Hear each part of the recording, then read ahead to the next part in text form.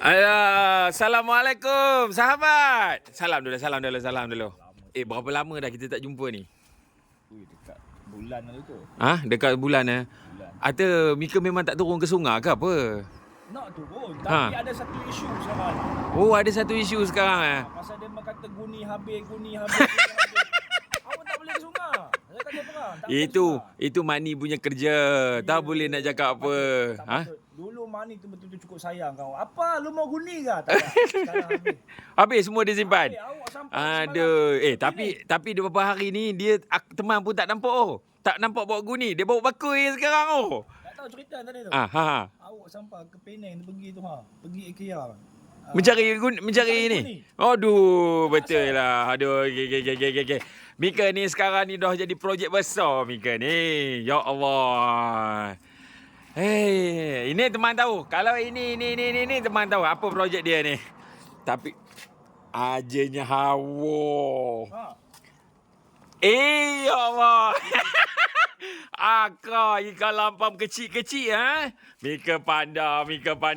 Alhamdulillah rezeki nelayan di Sungai Perak. Muzaffar ni dia antara seorang yang mencari ikan gorgon saja di Sungai Perak. Pukat dia saiz berapa inci? 14 inci.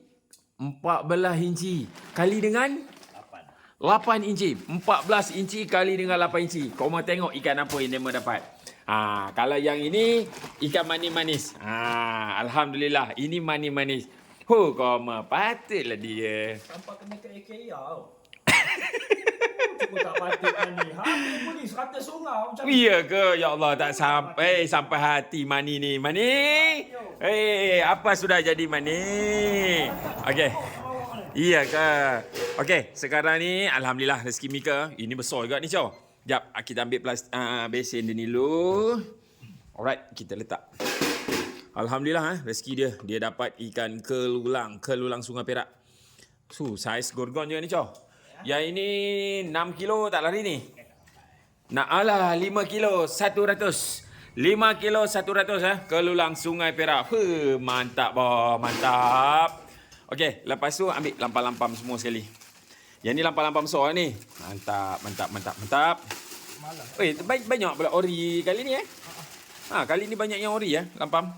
Okey, lampam Sungai Perak. Wah, besar-besar Okey, mantap.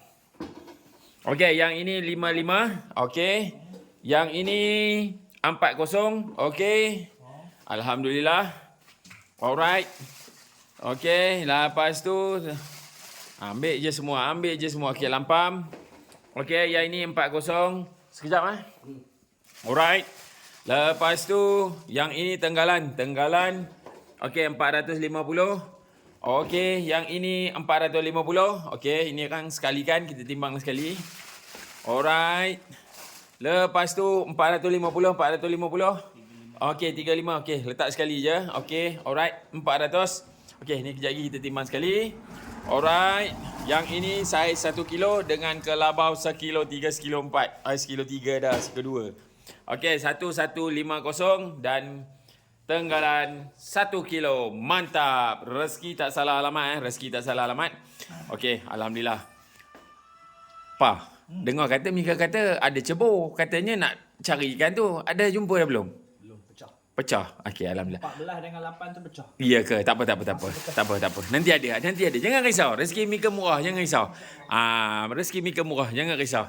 Okey, mantap Pada komen-komen yang mana-mana yang mau mencari ikan liar Sungai Perak, kalau kamu tak tahu nak cari kat mana, cari saja di pembekal ikan liar Sungai Perak. Okey, inilah ikan kelulang Kelulang Sungai Perak ataupun tengku lulang. Mantap bos, mantap. Rezeki tak salah alamat